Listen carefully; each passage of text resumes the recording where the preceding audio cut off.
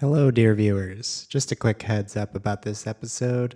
Ben and I were both sick during the recording. We tried to remove as much coughing and sniffling and sneezing as possible, but if you find it unbearable, we understand. And yeah, have a good time.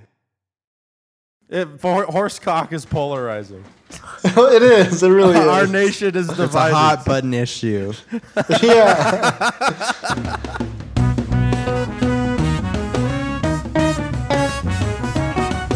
Hello, ladies and gentlemen, and non-binary pals. Welcome to another episode of Blockbuster, where three dudes talk about movies that we like and sometimes don't like. I am host number one. My name is Ben. Hello, I am host number 2. My name is Mitch, and the two of us are sick. So bear with us. We got plague. And unlike these nasty plague boys, I am healthy and the host with the most, Lucas. Yeah. Sorry we that both you got boys we both are- got kennel cough from working at Worry Free. Yeah, our insides are turning to soup because of thanks to the policies of our health administrator, the dude with the worm in his brain. We're starting to feel the effects of it. I'm really missing the fluoride right now. I can feel my teeth getting weaker. Bro, actually, I just went to the dentist a couple weeks ago, and I got fluoride on my teeth. And I got sick a week later. Coincidence? Yes. Yeah, yeah. That's coincidence. Anyway, you're not here for that. You're here for the fucking movies that we watch. Probably. I don't know. Are you even here? Hopefully. Doesn't matter. Is anybody here? Or hello, future us. Nice to hear us. Anywho. Today, we're talking about a movie called Sorry to Bother You that was recommended by Lucas. You want to give us the rundown? Heck yeah. Today we're talking about Sorry to Bother You, the absolutely unhinged, hilarious, and brutally sharp directorial debut from Boots Riley, released in 2018. Boots isn't just a filmmaker, he is a lifelong activist, Oakland native, and frontman of the anti-capitalist hip-hop group, The Coup. And this movie, it wears all of that on its sleeve. The story follows Cassius Green, aka Cash, played by Lakeith Stanfield, a broke guy living in his uncle's garage who lands a telemarketing job and discovers the key to success using his literal white voice, dubbed by David Cross. As Cash climbs the corporate ladder, things escalate from quirky and satirical to totally bonkers, with the film throwing a punch after punch at capitalism, racism, and labor exploitation. And just when you think it's done, it evolves. With its surreal visuals, absurd humor, and unapologetically radical politics, Sorry to Bother You is a bold and bizarre ride. Lakeith. Lakeith, yeah. Lakeith, damn! I read Cassius Green, Cash, and then I was like, oh, I should have looked these people's names up. Oh, damn. Thank you for being good. It's all good.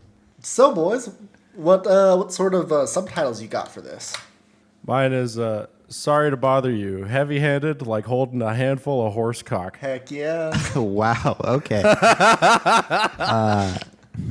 Mine is Sorry to Bother You. Horse girls really have gone too far. When you said horse girls, I immediately went to furries whose personas are horses. No, those horse girls are chill. My subtitle is Sorry to Bother You, starring the horniest elevator in the world. Oh, yeah. The horny elevator. Yeah. I forgot about that. That shit was hilarious.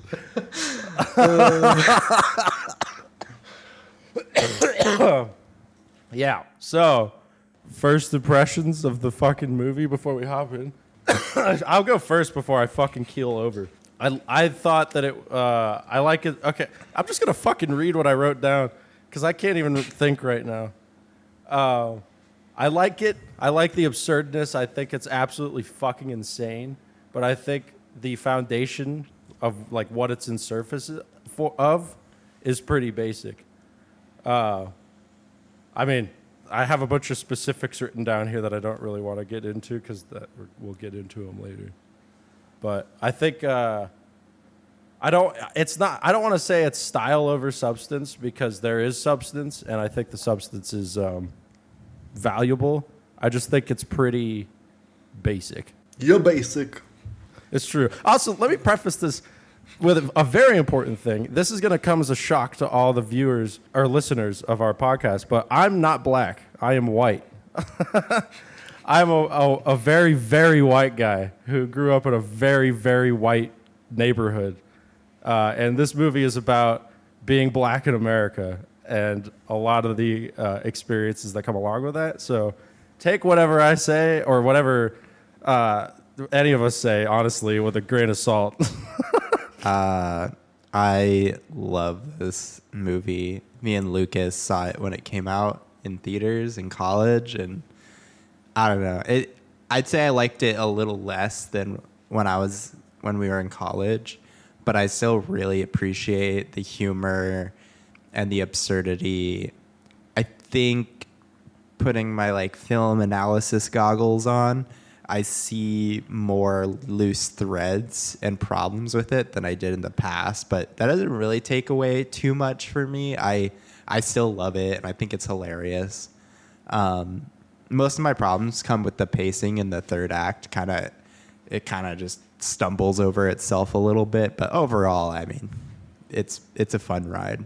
I will say that I love how ridiculous and absurd this movie is.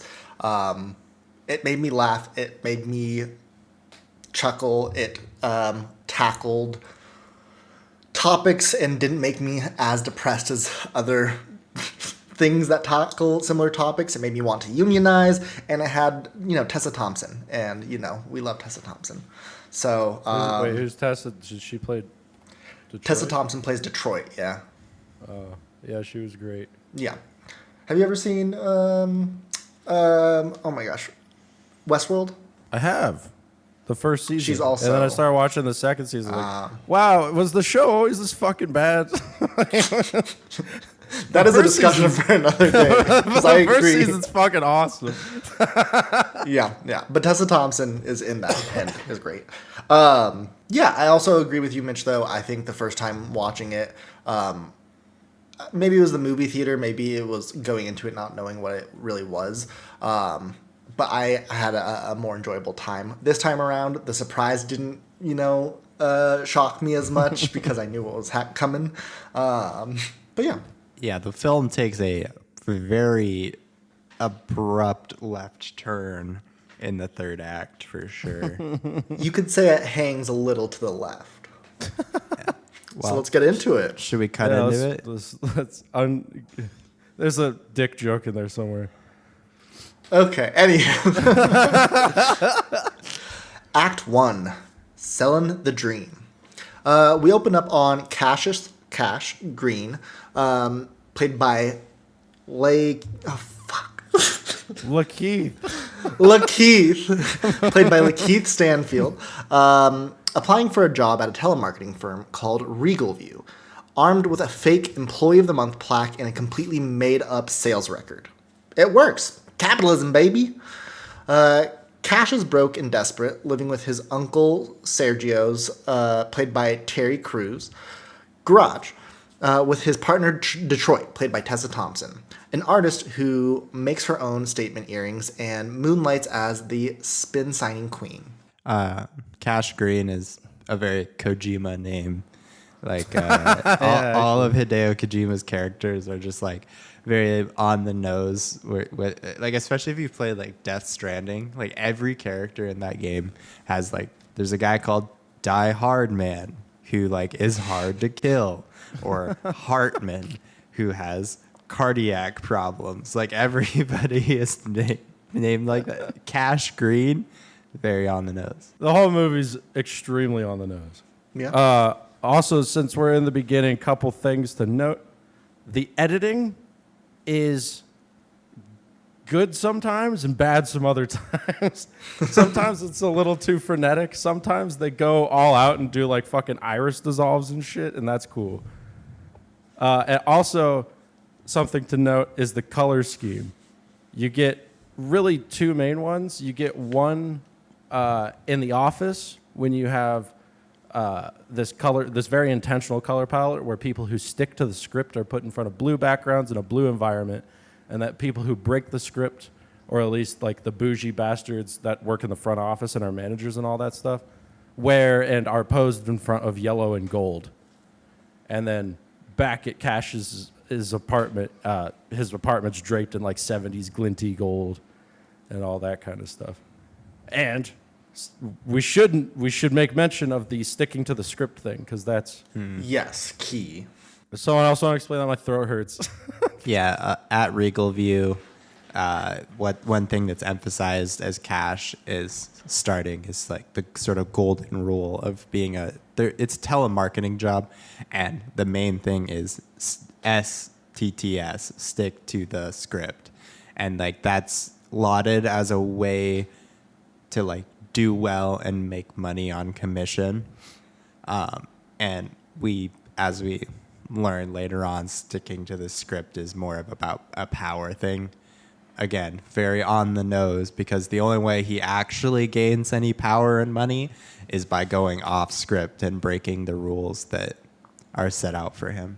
I do love it too, because like initially when they introduced Detroit, they kind of have this moment of reinforcing stick to the script, where she says, "You missed your cue. When I kiss you, it's not for posterity's sake, posterity's sake." To like get back onto that script.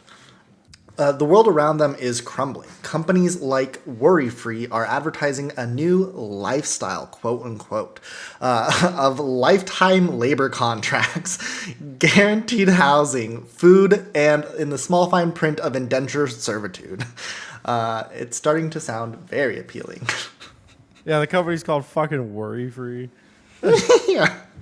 Again, very on the nose. Nothing is subtle in this movie. Cash has 2 weeks to catch up on rent, which only adds pressure to an already bleak situation. At Regal View, he catches a glimpse of the golden elevator, shimmering behind a glass. A man named Johnny, played by Michael X. Summers, gives a rapid-fire onboarding speech, dangling the mythical promise of becoming a power caller, where the real money is made. And he, do you want to explain it, Ben? No, you go ahead. That's fine. Okay. So he gives this old lady a call, and I don't know, she's like respectful and is like listening. She's not like just trying to hang up, but she can't, purchase because she has a huge financial burden of the healthcare industry, and is being super sweet. This was just an interesting scene because I have been put in this situation for an organization that I worked for that I will not mention, but I was essentially on the street trying to collect donations, and there was this old lady that came by who was telling me, like, she gave me the time of day, she listened to my whole spiel, but she was like, I'm retired and also have these huge medical bills and I can't do it. And the person who was like training me was pushing me to like push her harder, and I was like, no, like she doesn't have money. It's all good. So I related to that a lot. God, money is fucking crazy. It's wild. Jesus Christ, dude. No. I just want to make it clear that this podcast endorses revolution. Yeah. You should organize a strike at your workplace. Sign up for the general strike. Anyway, let's continue. Mitch, why did you hang your head? You agree with us? Yeah, you do. No, I agree. I'm good. Don't worry about me. All right. After his first date, he grabs drink with a friend and a new co-worker. They end up going to a little dive bar that has a mysterious VIP lounge. Cash ends up curious, checking it out, ditches his friend, and enters. The moment It's is like surreal, and he is overstimulated. He's like getting drinks poured on him. He comes back out and he's like, "That place was lit as fuck." It like looked like an awful time, but you know, he still wants to make it seem like, you know, the VIP section is totally worth it. Yeah, this is a theme with like capitalist criticism, and also specifically like growing up under the capitalist system while black in America, is the idea of trying to like identify with success, trying to perform success. No, but yeah, the rich people want you to be like, hey, poor people, like, one person, you have, you know, access to the VIP lounge at your local bar. Like, at least you're not as poor as that poor person. Like, fight amongst each other and leave me alone. Right. Like being oppressed under the financial system makes you aspire for that freedom, for that individual freedom, that ability to make your own decision and not be yoked by, you know, financial burdens and shit. And that usually manifests as like a desire to be rich, which is not healthy. It's not a good thing because that's not going to solve your problems. And it's also, in many cases, not realistic. But it causes people to want to identify with that sort of rich mentality, that hustle grind set, that shit, that dumb shit, that dumb stupid shit. Don't do it. Am I making sense? I feel like that didn't make any sense. No, you could. You made sense. Okay. The next day, Langston, played by Danny Glover, an older coworker, pulls Cash aside and gives him the tip to success: use your white voice. Cash's white voice, dubbed over by David Cross, is high-pitched, absurdly polite, and painfully unthreatening. And it works like magic. Yeah, very funny. I don't know that the transition from Glover, who has like a very deep baritone, to his white voice is like, "Hey, this is Langston from Regal View." I don't. It's and also like how he describes the white voice. You know, it's not just all nasal. It's like, you don't have a care in the world. You've never been fired. All your bills are paid. You know, and it kind of makes, I mean, it's on the nose, obviously, but the white voice sort of becomes this instant metaphor for the American dream, which isn't real. Like, it's something that's used to get money out of people, to weaponize their desires, you know, which I think is very interesting and pointed. Yeah, it's the carrot on the stick that they hold in front of us to keep us going. I like they also said, like, this, it's not what white people actually sound like, it's what they're supposed to sound like. Exactly. Next, we are introduced to Diana Debauchery, or How did actually she pronounced pronounce it? Debauchery. Debauchery, yeah. Yeah, Debauchery, as she insists, who gives a performative "we are all family" sort of pep talk to the workplace. She's very funny, by the way. I love her character. Yeah.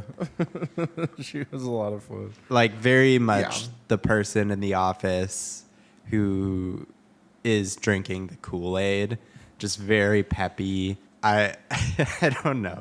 She is a great actor. Her name is Kate Berlant.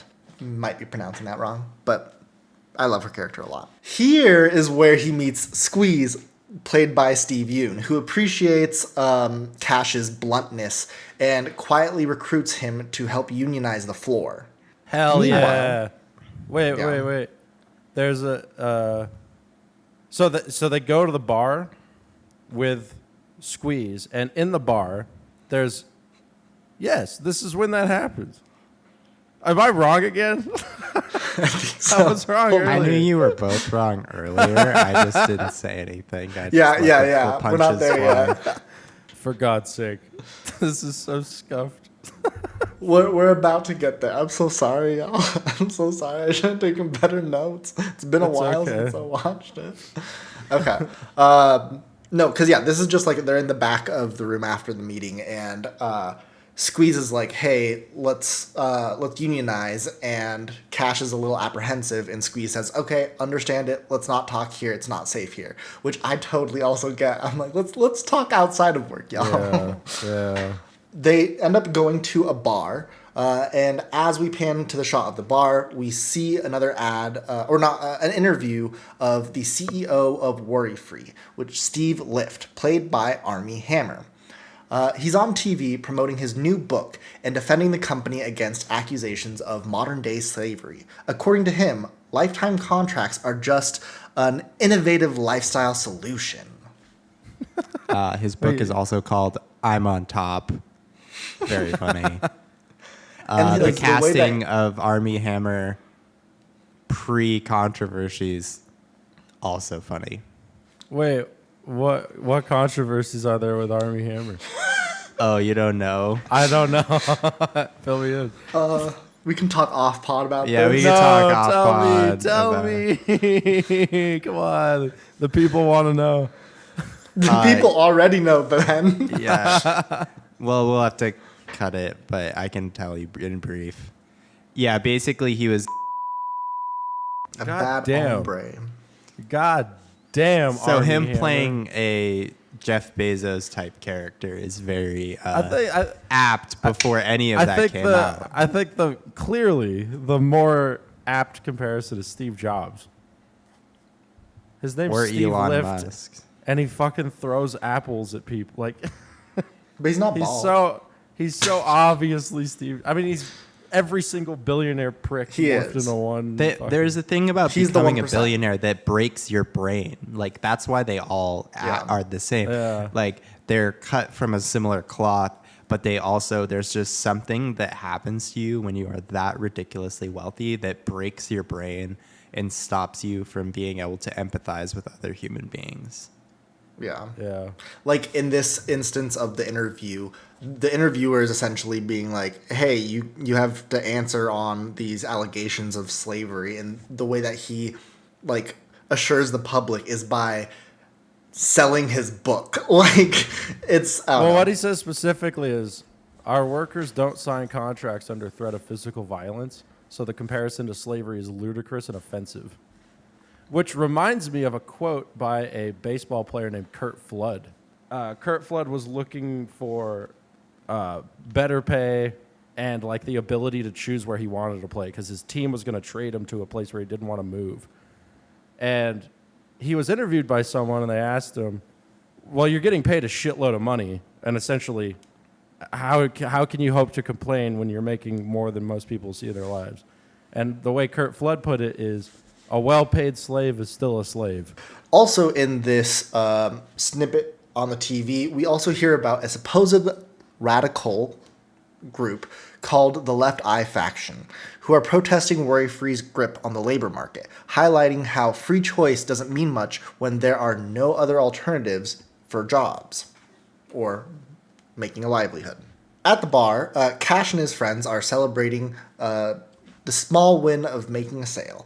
And as they are engaging in shots, he tries to utilize his white voice to give a toast, which freaks everybody out. There's some other subtle details coming back to the left eye stuff. Something that's kind of in the early parts of the film, you get these capitalist goons, around in these big billboard signs for worry free, but there's also this sense that there's a class consciousness bubbling up. We get the left eye thing on the TV, but also there's different billboards that have been graffitied over, changing the slogans and stuff to reflect how the lower class is feeling about these corporations like Worry Free. So I think that's something. It's one of the more subtle elements of the film, just that there's a lot of detail packed into many of the scenes that you might miss on a first watch, or it's a privilege to watch it on streaming because then you can pause. I found myself pausing this film a lot compared to previous times when I watched it. I was watching it with someone or at the movie theater when I couldn't catch all the details. So it was nice this watch through to be able to pause and look at all the graffiti and stuff. Yeah, I think there's also this interesting part where they're talking about how Italians are white, and somebody is like, wait, are Italians white? And Steve Yeun's character says, yeah, Italians have been white for the last 60 years. Well, we found out that Italians are not white after Luigi Mangione got his prison sentence. No, they're white. I'm sorry. But just to touch on Stephen Yeun again, I read a Reddit AMA with Boots Riley about this. Well, not about this movie. He was just doing an AMA. And somebody asked him who the most fun person to work with on set was. And he said Stephen Yeun because he got everybody high. Aww. But yeah, I think there's an interesting thing about like what the definition of like the in-group is, of like what whiteness is. And like, you know, back in the early days of America, the Irish were not seen as white or were not seen as part of the in-group. And then as Irish and like black people started to intermingle more, that there was this divisiveness that was created where it's like, okay, no, Irish, now we are going to include you in this in-group of whiteness so that we can exclude black people and perpetuate slavery and these horrible labor practices by giving people who were in the out group a little bit of, you know, the good life, quote unquote. Around this time, Sergio starts to feel the pressure too, realizing that other options besides worry-free are drying up fast. Cashes starts utilizing his white voice more and more, and it starts working like lightning. He starts making sales, a lot of them. The money is finally rolling in, and that golden elevator to the power collar status is closer than ever. Langston warns him, and when Cash asks what the power collars actually do, he just says, it's not like apples and oranges, it's like apples and the Holocaust. Which I think is an important note, that the real, I have this in my notes, the real money isn't in selling encyclopedias, it's in selling weapons and selling war, which, you know. And slave labor. Yeah, it's bad, it's bleak, it makes you sad. And it's America, baby. So what made me very, very, very happy, I laughed so hard when I saw this. His manager gets so psyched when he starts doing well at work. His manager's kind of like this greasy-looking guy, this greasy-looking white guy who's just so psyched about he's probably on coke. He's just so psyched about... He's got a face tattoo. Yeah, but he's he's dedicated. Like, he wants everybody underneath him to be working so hard so that he can make a lot of money. And this guy has a fucking anarchy tattoo on his neck. That's funny. I didn't notice that, actually. That shit's so funny. And he talks about power collars like they're gods, you know. They're people that make the real money. And they like point up. It very much feels like he points up every time. Talking about the higher floors, like this higher state of being, becoming a power collar is like being like a god. Tension on the floor. Is this where we're introduced to Detroit's earrings? No, you're introduced to Detroit's earrings like in the first scene with her putting on the earrings that say murder, kill. I wrote down, I'm guessing there's some Shaun of the Dead type summary of the plot you can derive from Detroit's earrings, but I didn't go back to check. They are definitely emphasized. I mean, the ones that stick out to me the most are the electric chair earrings. I don't remember what scene she's wearing them in, but... She's always got some big ass earrings. They look heavy. Yeah, they look heavy and hard, but she's doing it for the fashion and it's working. And the political statements. We love that. Hell yeah. Tensions on the floor rise. Squeeze and the others begin to organize a strike. Cash is hesitant, but wants to help. But, you know, the money is hypnotizing and it's rolling in. Eventually, the workers make their move. They do a phones down sort of strike. And Cash is a little hesitant, but joins in. I also love how like Detroit is doing her, has her own job, is doing her own thing, and it's not really addressed. But all of a sudden, she's now working for like the telemarketing company, and like she's sucked into this. That was a detail that kind of threw me for a loop at first. I was like, "What the fuck is she doing here?" And I was like, "Oh, man, god damn it!" Cash is brought into the manager's office.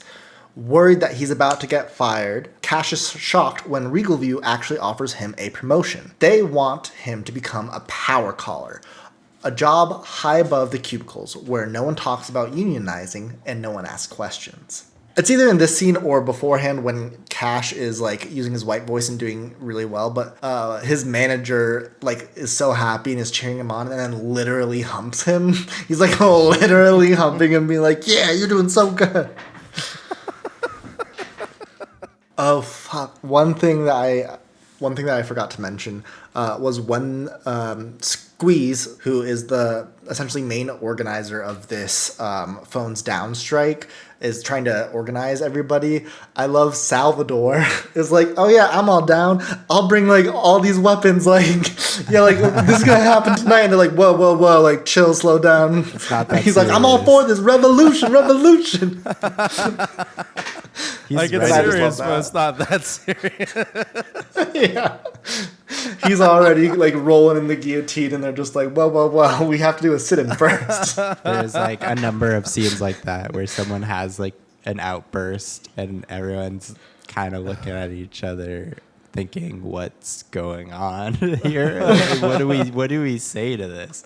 There's one specifically later with Stephen Ewan's character. Well, I'm sure we'll get to it. Unfortunately, Cash decides to stick with the script and accepts the job. He essentially gets union busted via Cash. He mentally crosses the picket line and steps into the golden elevator. It rises slowly and quietly. A corporate hymn hums in the background. Well, also, Diana, what is her name? Diana?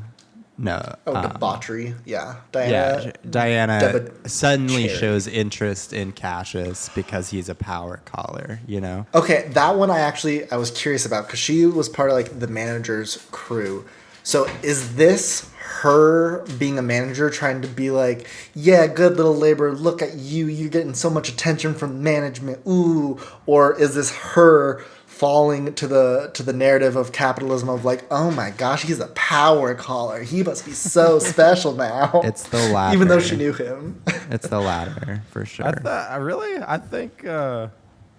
I think based on her performance, it was the former. Because there's a couple times where she like kind of gives him side eyes and shit, like she's checking if she's selling the performance. I think it's a little bit of both. I think she is the manager, but at the same time, she's not making anywhere near as much money as him, as when he becomes a power caller. It's absolutely like she's trying to like latch on to the money, chase the money, chase the prestige. Cash enters the power caller level, a high-tech, eerily sterile corporate space far above the chaos downstairs.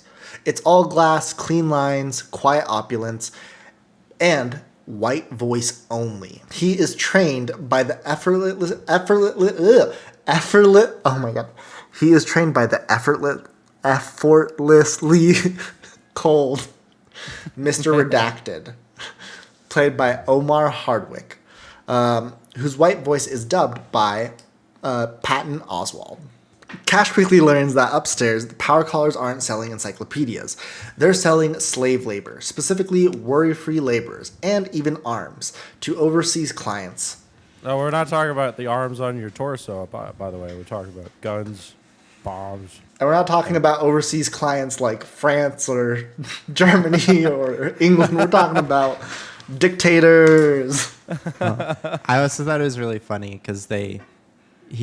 Redacted is like, "Well, it's almost 7 o'clock in China. You know what that means? Perfect time to call." Which shows like even these power callers manage to call you during dinner. They specifically call you at dinner time. It's just like the word like. When telemarketers were more of a thing, just the most annoying thing, they call you in the middle of dinner. And even when they're selling slave labor and guns and all this stuff, they still call you at dinner.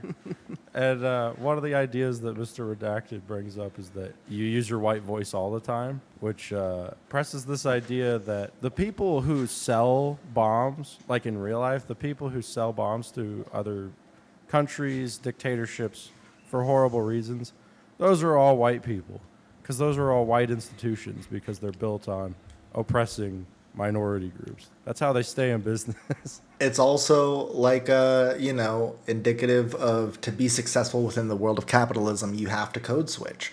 As like a Latino, I have known some people like that we have worked with, Ben, who had more of like a chola accent and had to like white it up to be able to be more presentable at work, or as a queer person to not be as lispy or as queer sounding and put on your mask voice to be able to fit in more with management, to be able to get that promotion, to be able to be considered as a serious coworker, whatever.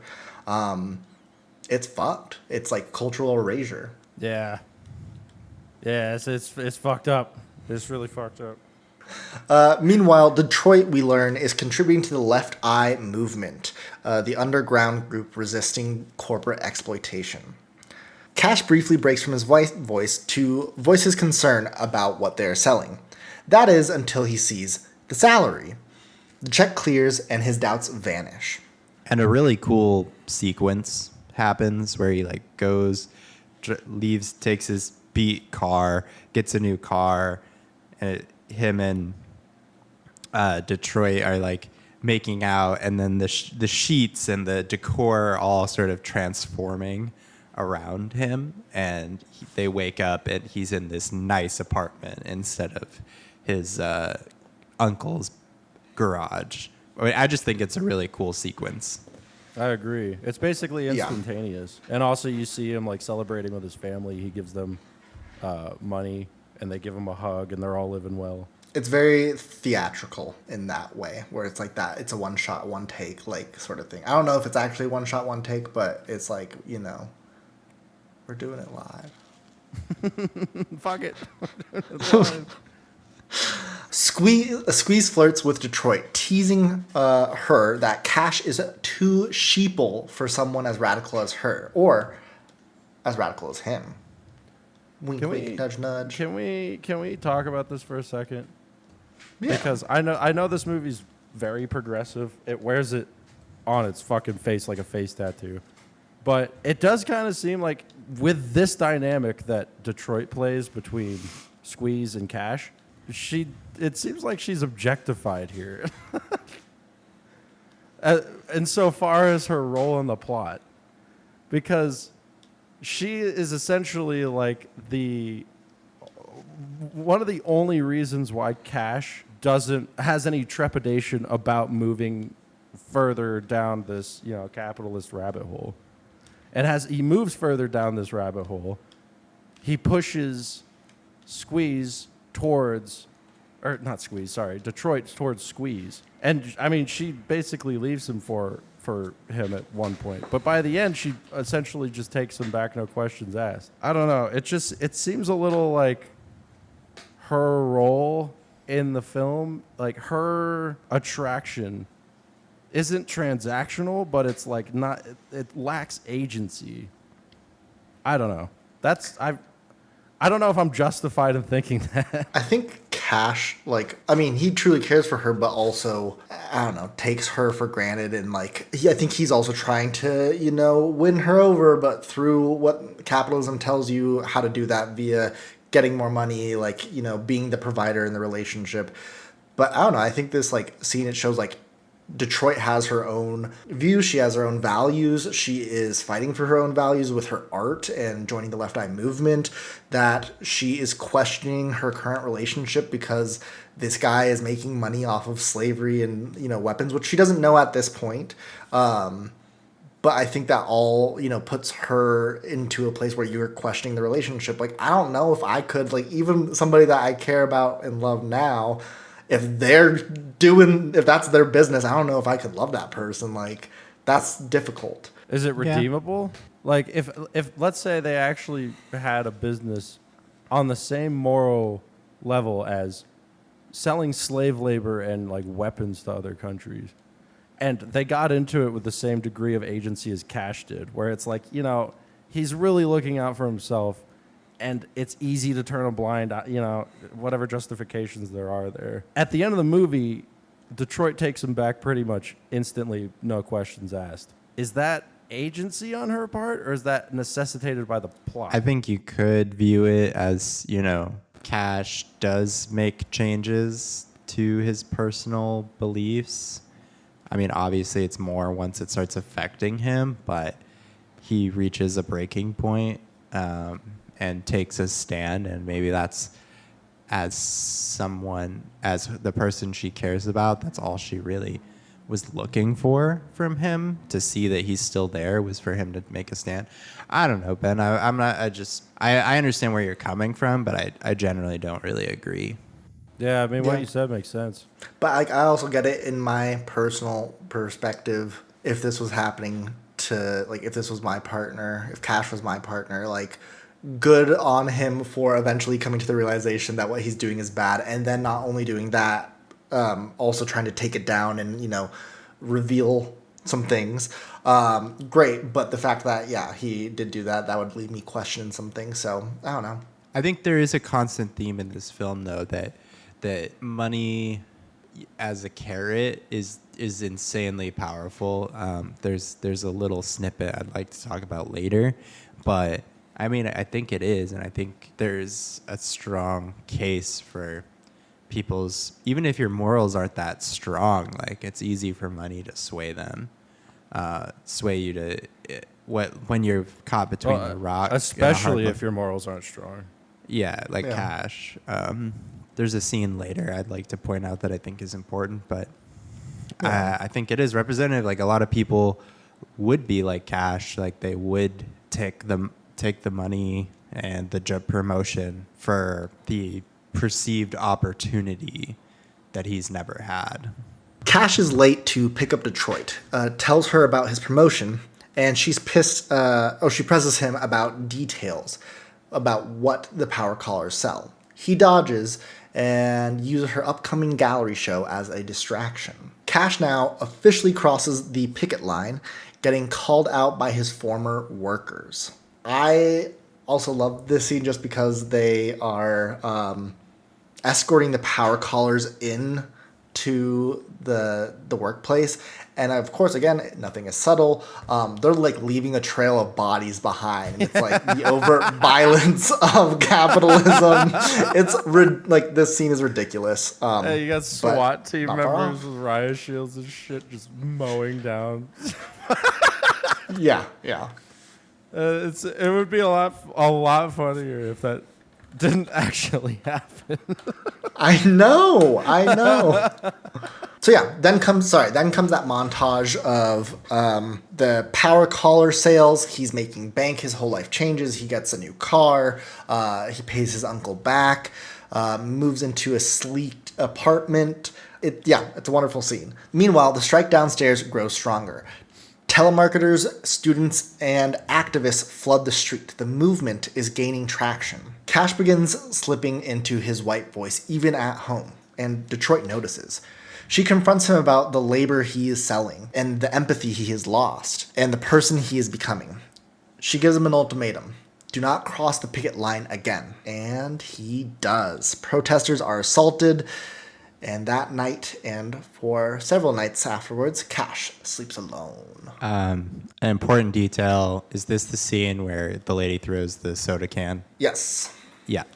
So basically, there's this lady, I forget exactly what she says, but she's like, take that, and throws a soda can. It hits Cash in the head, one of the protesters. And I just want to emphasize that. I'm going to come back to that later.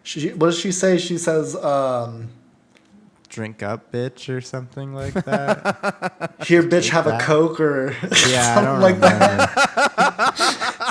Something Yeah. like that. After getting ambushed by protesters, Cash is picked up and brought into the inner fold of the corporate power. Giggity. A party is thrown by none other than Steve Lift, the CEO of Worry Free. Before that, he tries to compromise by attending Detroit's gallery show because they fall on the same day. She performs a visceral piece in whiteface, delivering spoken word while inviting the crowd to pelt her with blood and dead cell phone batteries. A brutal commentary on child labor in the Congo for cobalt in our electronics, which nowadays they would be throwing vapes at her.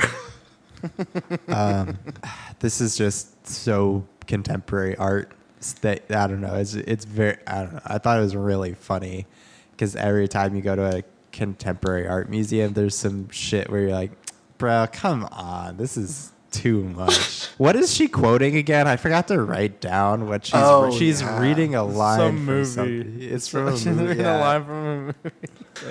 And they're like, something she's about like, her tits. yeah, yes. Yeah. If you feel so moved, to throw, yeah. Those cell phones look like they hurt though. Like, damn. It did. She's doing it for the did. art. Yeah, there was some minor league pitchers in that audience. They really hucked them at her head and stuff. And like, I don't know, good for her for like setting her boundary with Cash and being like, I'm not about this slave labor, like money making, how she is like using the art to kind of show him also. Well, I don't know. Do you think that she was using like that British voice, the white voice, as like a way to mimic or like to make fun of Cash and this corporate world, or was she actually doing that to sell her art herself? Like she was actually using a white voice to sell and make money.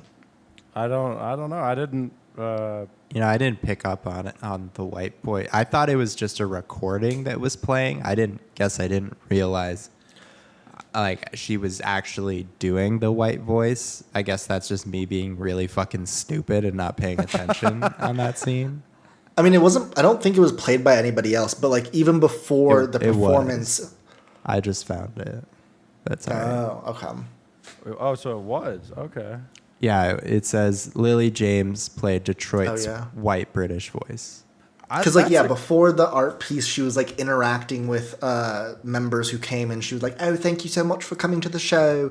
Love you very much. Kisses." God damn, I'm so stupid. I did not even notice that. This is my third time watching this movie, and I never noticed that. I noticed it, but I was like, "Oh, she's just doing a British." She just throws it in there every now and then. I mean, we all go British every now and then. Interesting detail to know. I guess I'd have to watch it back, process that scene again to answer your question, Lucas. Yeah, I don't know. I can't tell. But yeah, Cash tries to intervene. Detroit reminds him, STTS, stick to the script. As at Steve Lift's party, Cash watches Mr. Redacted being disrespected and paraded around by Steve. He's treated more like a prop than a person.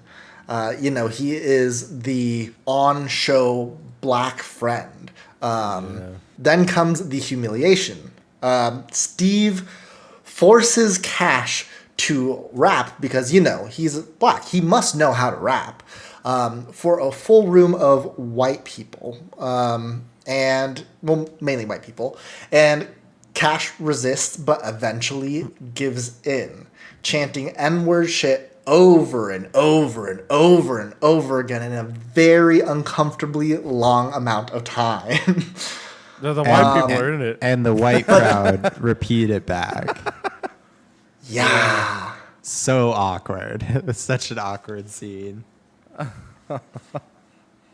Yeah. He starts off trying to rap, like he tries to come up with something off the cuff, and it sucks. And then rapping's hard.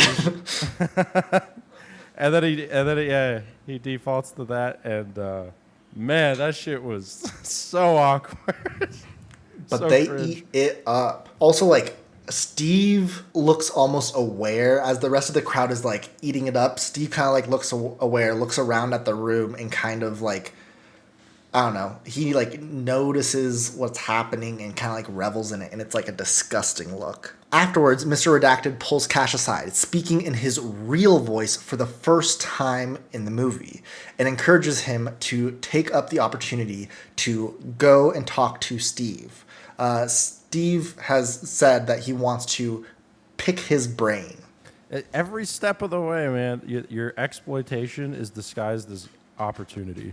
And just like, I don't know, I love Mr. Redacted speaking in his regular voice finally. Like, after all this humiliation, Cash has seen a side of him that he has not let the other power callers, anybody else see. And, you know, the amount of turmoil that you don't think Mr. Redacted is feeling at all, but, like, you know, he is a human being. And, yeah. You know what I just realized? Huh. Mr. Redacted has an eye patch. Is his left eye covered? It is, yeah. Oh! That makes sense! All right, let's continue. Wait, I'm dumb. Why does that make sense? Because the leftist organization in the movie's called Left Eye. So he's covering. But he's not a left eye. No, but he's blind to it. Oh, duh. See, it's like, it's so obvious and so on the fucking nose, but like I missed that too. Like, I mean, I didn't pick up on that, but once Ben said it made total sense. Yeah. Okay. Well. Cash is brought into Steve's private room. Steve offers Coke. And an apple. He throws him an apple because he's Steve Jobs. And throws him an apple because he's Steve Jobs and all the other billionaires out there. Also, you feed apples to horses, and I think that might be relevant. Maybe, I guess. We'll have to find out. Here's the thing. The listeners at the beginning heard both Mitch and I's marquees involving horsecock and horse girls. And they're probably wondering, where the fuck are the horses in this movie? That's so true. Don't worry, dear listeners. You will soon find out.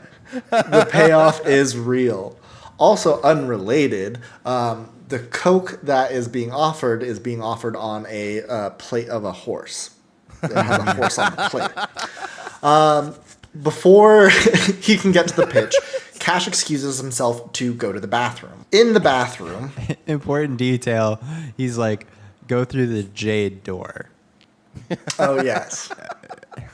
I just want to... It's a very funny scene that comes up later. But yeah, Armie Hammer's character says, the bathroom's down the hall, the jade door. He goes down a hall of all green doors. They're all fucking jade.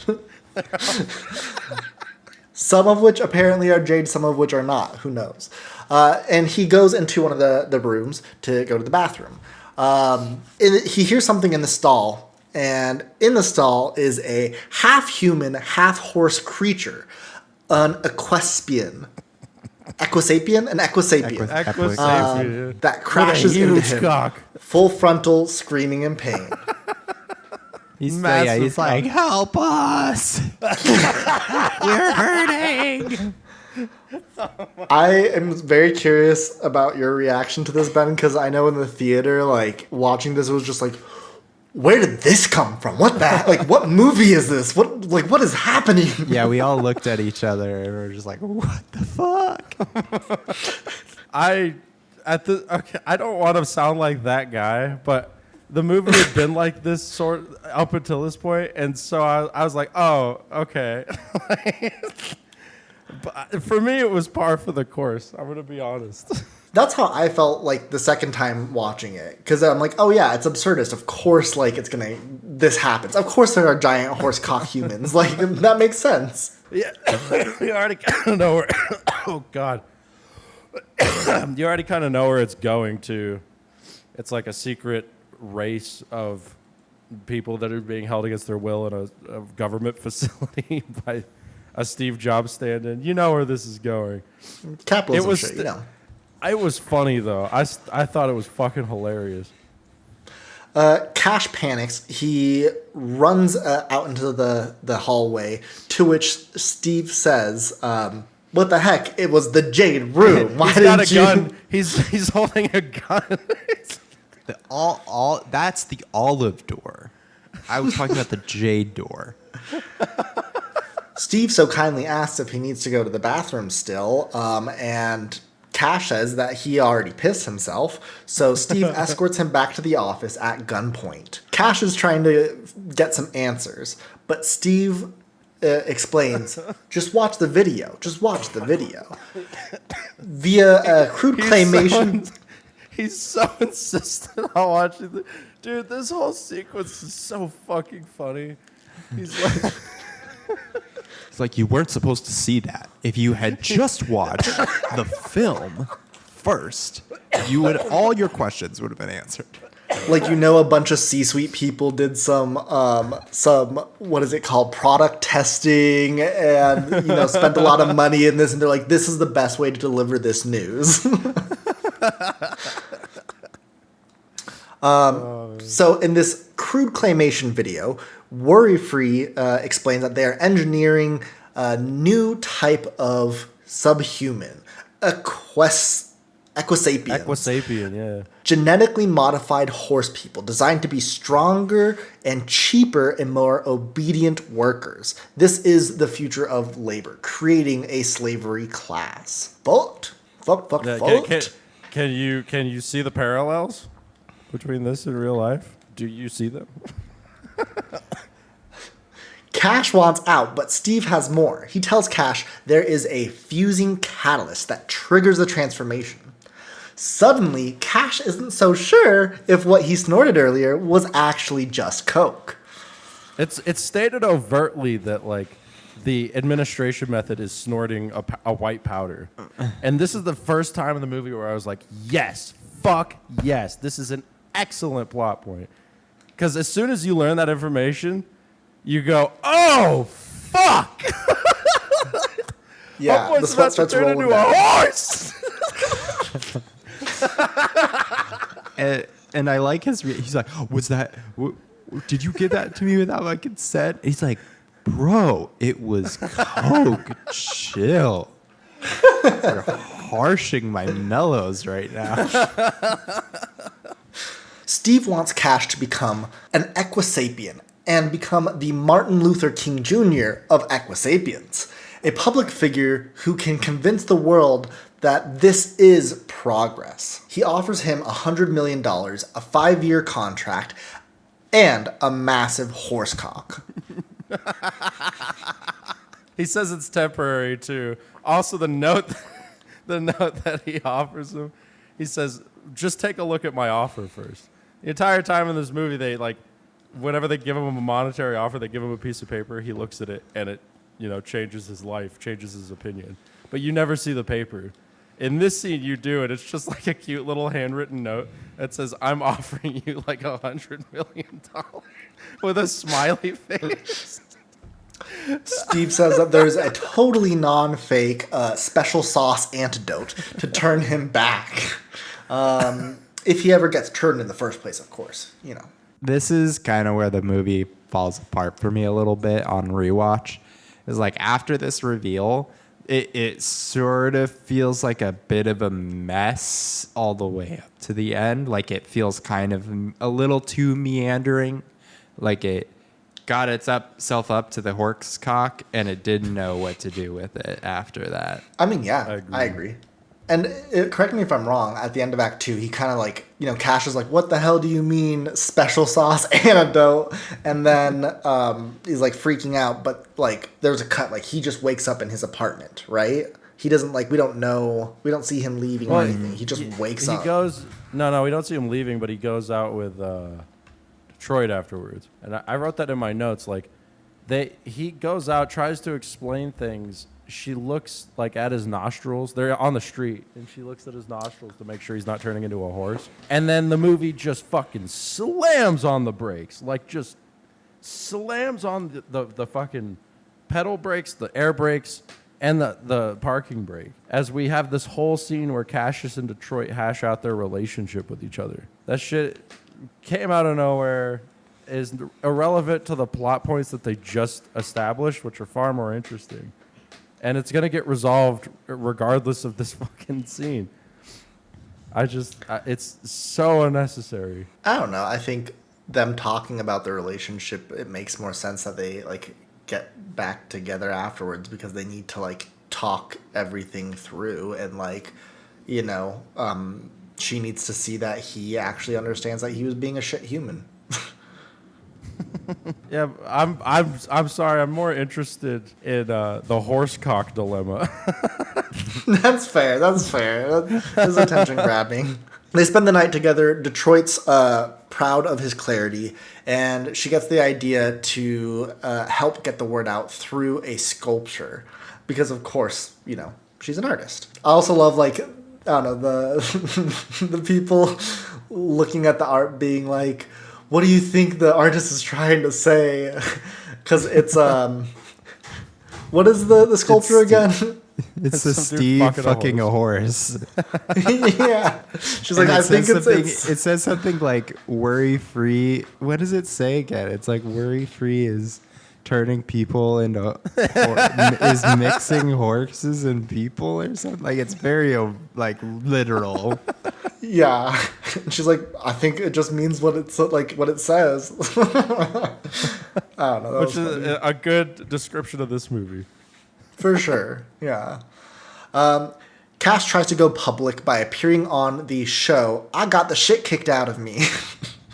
Yeah, any like commentary on modern society, any movie that's a commentary on modern society has to have their own version of the stupid TV show that everybody watches. Yeah, and in this of, like, movie, other it's called people I Got being hurt. Yeah, exactly. The fucking American Idol stand-in. So Cash goes public after getting the shit kicked out of him on the show I Got the Shit Kicked Out of Me. Something He that leaks. pops up in this. I think before the show, the girl who threw the can at him gets a brand endorsement deal from the soda company, showing that money's power to corrupt and join in the capitalist system is just like everywhere. Because you had this person who's like radical, like to the point of committing acts of violence to fight a system, suddenly being co-opted by that system to sell product. And I thought it was a small detail that I thought was important to the film. That is a great moment. And I'm not 100% sure because this movie came out in 2018. If it's harkening back to this, but in 2017 we had that Pepsi commercial with, was it Kendall Jenner? Or, what are the Jenners? Whatever the fuck they are. Solving the Black Lives Matter protest by giving a cop a fucking Pepsi and everyone parties because racism has ended. Like, what the fuck? If only Daddy had known the power of a Pepsi. Anyways. Have you I seen think that? that Have you happened seen- after, which is even more prophetic, actually, if you think about it. Have you seen that video where they interviewed Mel Gibson after the election of Donald Trump, and he said No. it's like it's like Dad's coming home and he's taking his belt off. Wow. He actually said that on television. Damn. And from one problematic man to the next. I couldn't believe Y'all it. were Like, cooked. that's such a self-report. Like, bro, what the fuck? What the fuck are you? Like, you're on television. Like, people can hear you. I mean, everyone knows Mel Gibson's crazy, Yeah. I guess, so it's fine. You think his career would have been over after he fucking said all that shit about Jewish people, but then they just let him back in, and now he's talking. Yeah, I saw him in a movie. I was like, they're still hiring this guy? Like, Hey, he's a big name. He's gonna put people in seats. It's Puts fucking butts in seats. crazy. We really are cooked. It's Yeah. crazy. Culture's fucked. Thank you, capitalists, Government's for fucked. cooking this country. We're so welcome to the We're Cooked movie podcast, where we talk about movies that we like, sometimes don't like, and their ramifications in a cooked society. And how we are well past well done. Brother, I got no moisture in me. I am how Donald Trump likes his steaks. Well done. no flavor, hard as a brick. At this point, yeah, we're no longer steaks. We're jerky. We've been smoked. We've been cooking for True. hours. We've been pastured. We've been cured at this point. We've been cured. Dehydrated. We are MREs.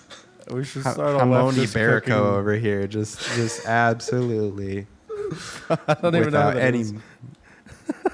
It's it's like prosciutto. Except better. Did you say Hamoni Berico? Yeah. Yeah, it's really good. I'm so sorry. Little shout out to Hamoni Berico. It's on the Iberian Peninsula, and the pigs only eat hazelnuts and like delicious, good. They have like a good life, and eat really amazing diets. And it's a cured ham leg sort of thing, and it's freaking amazing. You have to go to school to cut it. It's like that intense. You have to go to a special training to be able to cut it because it's so effing expensive. I didn't know. I feel like you can get capitalism. Yeah. Anyways, so he leaks the Equestrian transformation video live on TV, convinced that this will expose worry-free and bring the system crashing down. Instead, the world loves it. Their stock prices shoot up, and they have not had a better day on the NASDAQ yet. Steve Lift is hailed as an innovator. Worry-free stock goes up. People start cosplaying as horse people. Yeah.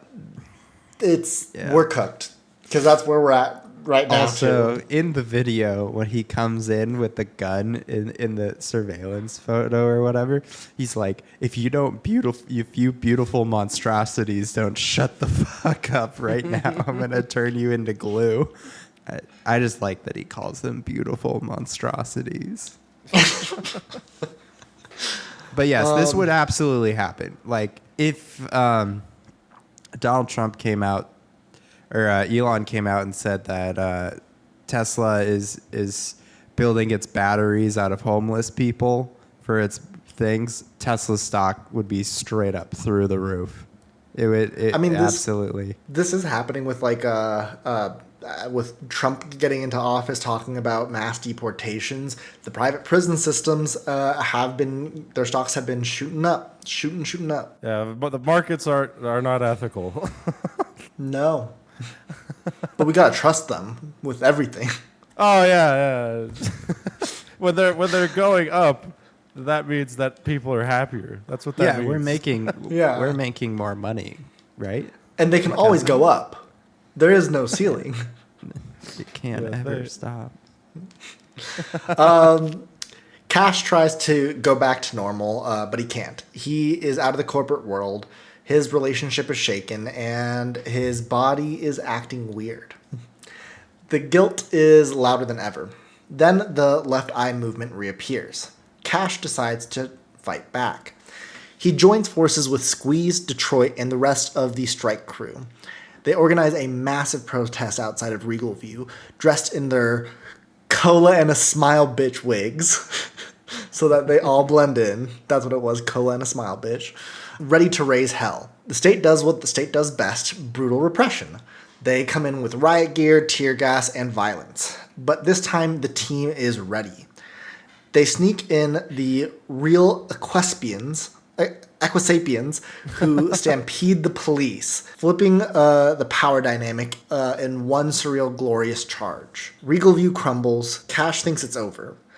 He moves back in with his uncle Sergio, rekindles things with Detroit, and starts piecing his life back together. Well, during that scene where the Equisapiens come in and fuck shit up and save everybody, they break open the police carrier that Cash was being held in, and he talks to them like they're aliens. He says, "Thank you for your help," and the Equisapien's like, "Dude, I'm from Oakland."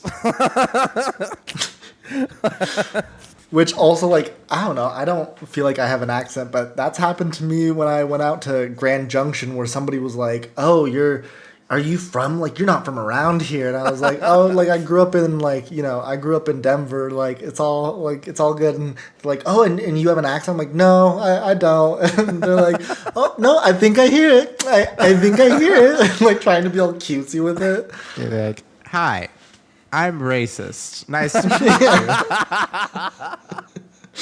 you. So things seem like life is back together, but then all of a sudden his nose starts hurting and boom, he turns into a horse. In the final scene, we see Cash has begun transforming into an equisapien after all. Steve did drug him, and there was no antidote. Cut to credits. In the after credits, the equisapiens, led by Cash, lead a full-on Equestria Boy revolt, charging into Steve's mansion, fully transformed, fully pissed off, and ready to finish what they started. And they get him good. Well, boys, concluding thoughts. What were your overall impressions and takeaways? I like it.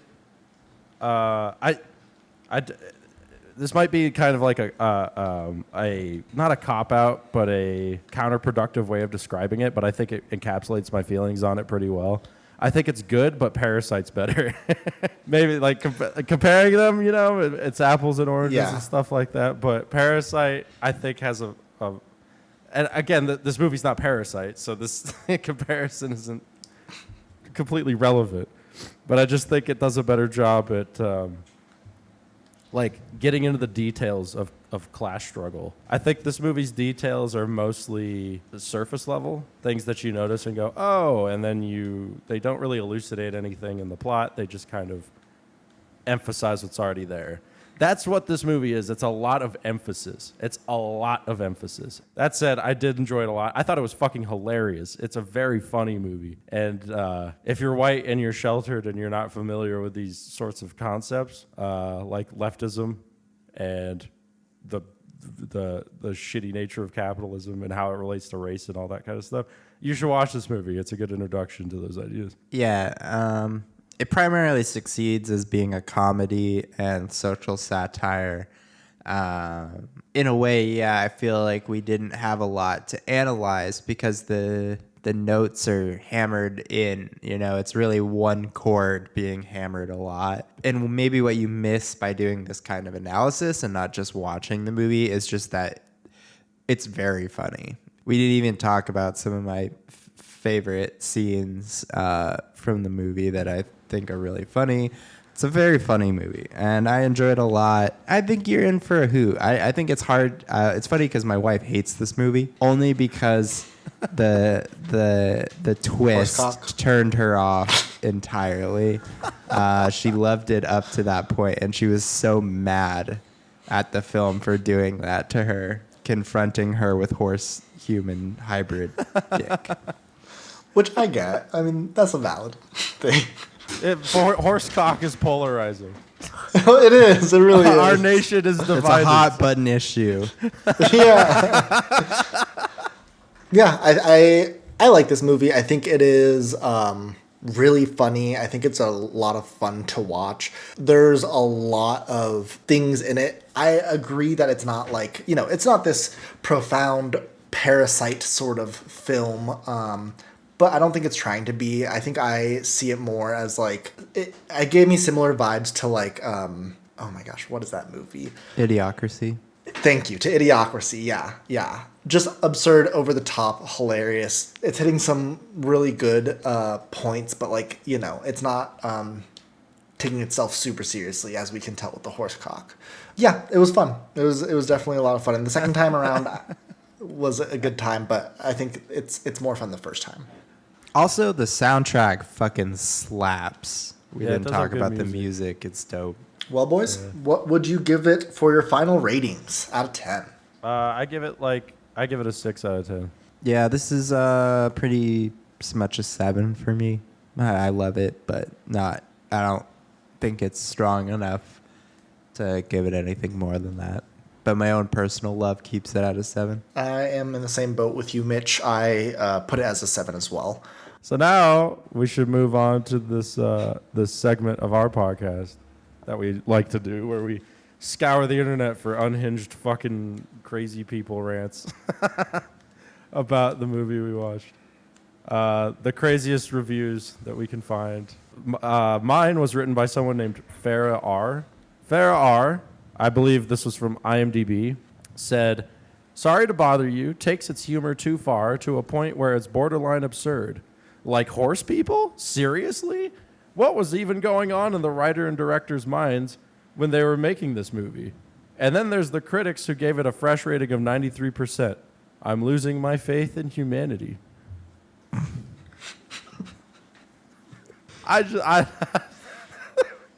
I couldn't find a good one.